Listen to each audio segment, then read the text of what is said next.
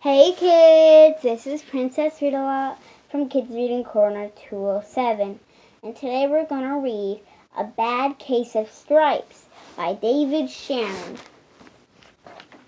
A Bad Case of Stripes. Camilla Cream loved lima beans, but she never ate them. All her friends hated lima beans, and she wanted to fit in. Camilla always worried about what other people thought of her. Today she was fretting even more than usual. It was the first day of school, and she couldn't decide what to wear. There were so many people to impress. She tried on 42 outfits, but none seemed quite right. She put on her pretty red dress and looked in the mirror. Then she screamed. Her mother ran into the room and she screamed too. "Oh my heavens!" she cried. "You're completely covered in stripes." This was certainly true. Camilla was striped from head to toe. She looked like a rainbow.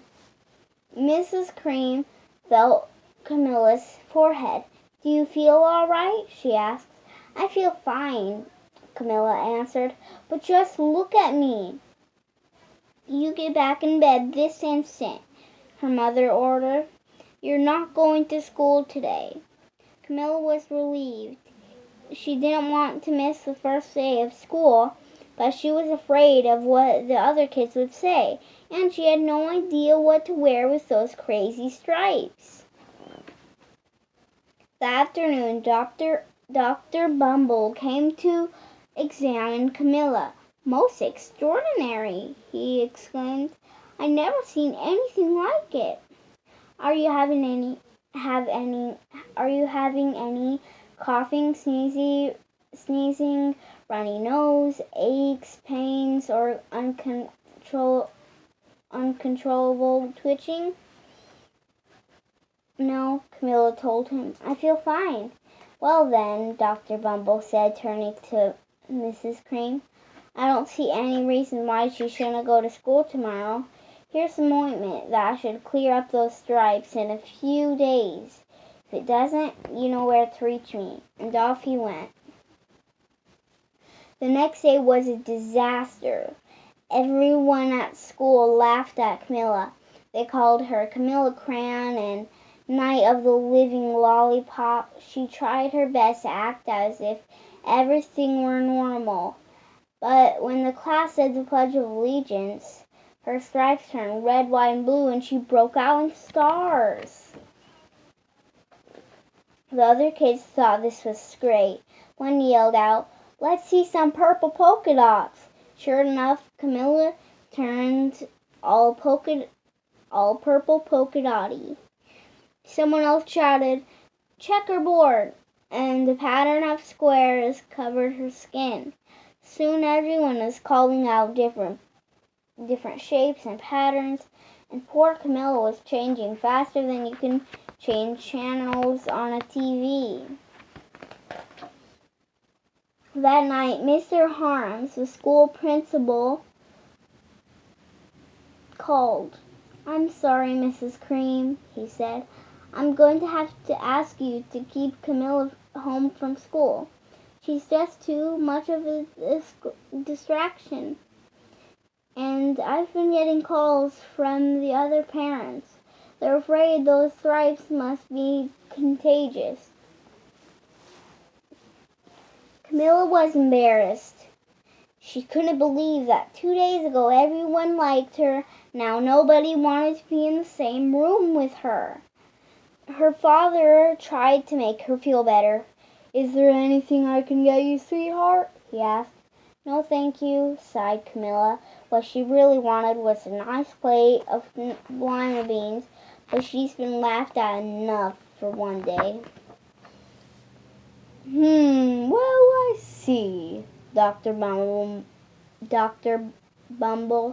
mumbled when Mrs. Cream phoned the next day. "I think I'd better bring in the specialist. We'll be right over." About an hour later, Dr. Bumble arrived with 4 people in long white coats. He introduced them to the Creams. This is Dr. Grop, Dr. Sponge, Dr. Cricket, and Dr. Young. Then the specialists went to work on Camilla. They squeezed and jabbed, tapped and tested. It was very uncomfortable. Well, it's not the mumps, concluded Dr. Grop. Or the measles, said Dr. Sponge. Definitely not chicken pox, put in Dr. Cricket. Or sunburn, said Dr. Young. Try these, said the specialist. They each handed her a bottle filled with different colored pills. Take one of each before bed, said Dr. Grop. Then they filed out the door, followed by Dr. Bumble. That night, Camilla took her medicine. It was awful. When she woke up the next morning, she did feel different, but when she got dressed, her clothes didn't fit right. She looked in the mirror, and there, staring back at her, was a giant multicolored pill with her face on it. Dr. Bumble rushed over as soon as Mrs. Cream called, but this time, instead of the specialist, he brought the experts. Dr. Gord and Dr. Mellon were the finest scientific minds in the land. Once again, Camilla was poked and prodded, looked at and listened to. The experts wrote down lots of numbers. Then they huddled together and whispered. Dr. Gerd finally spoke. It might be a virus, he announced with authority. Suddenly, fuzzy little virus balls appeared all over Camilla, or probably some form of bacteria, said Dr. Mellon. Out popped squiggly little bacteria tails. Or it could be a fungus, added Dr. Gord. Suddenly, Camilla was covered with different colored fungus blotches. The experts looked at Camilla, then at each other. We need to go over these numbers again at the lab, Dr. Gord explained. We'll call you when we know something. But the experts didn't have a clue, much less a cure. By now, the TV news had found out about Camilla. Reporters from every channel were outside her house, telling the story of the bizarre case of the incredible changing kid. Soon, a huge crowd was camped out on the front lawn. The Creams were swamped with all kinds of remedies from psychologists, allergists, hybologists, nutritionists, psychs, and an old medicine man, a guru, and even a vegetarian.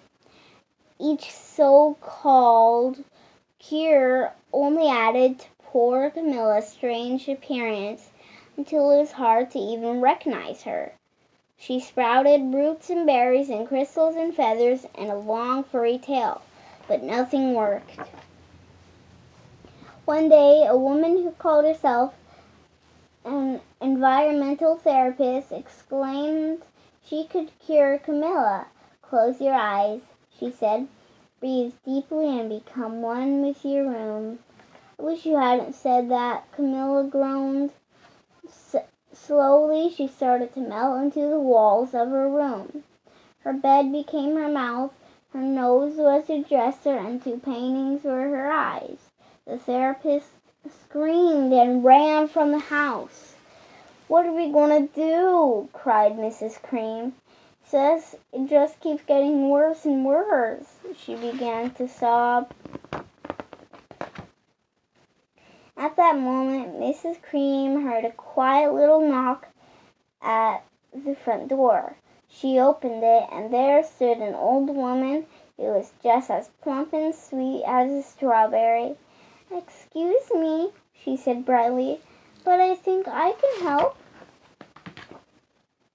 She went into Camilla's room and looked around. "My goodness," she said with a shake of her head. "What have we here is a bad case of stripes. One of the worst I've seen."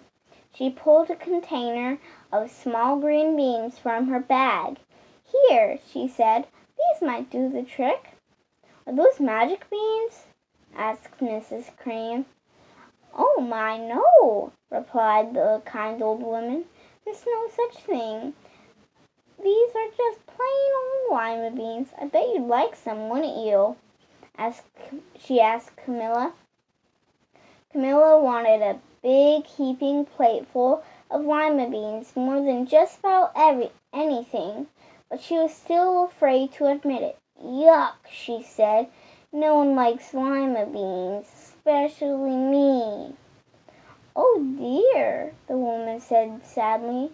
"I guess I was wrong about you." She put the beans back in her bag and started toward the door. Camilla watched the old woman walk away.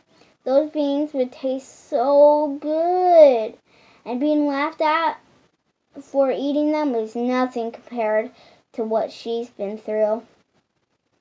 She finally couldn't stand it. "Wait," she cried. "The truth is, I really love lima beans." "I thought so," the old woman said with a smile. She took a handful of beans and popped it into Camilla's mouth. "Mmm," said Camilla. Suddenly the branches, feathers, and squiggly tails began to disappear. Then the whole room swirled around. When it stopped, there stood Camilla. Everything was back to normal. "I'm cured!" she shouted. "Yes," said the old woman. "I knew the real you was in there somewhere." She patted Camilla on the head. Then she went outside and vanished into the crowd. Afterward, Camilla wasn't quite the same.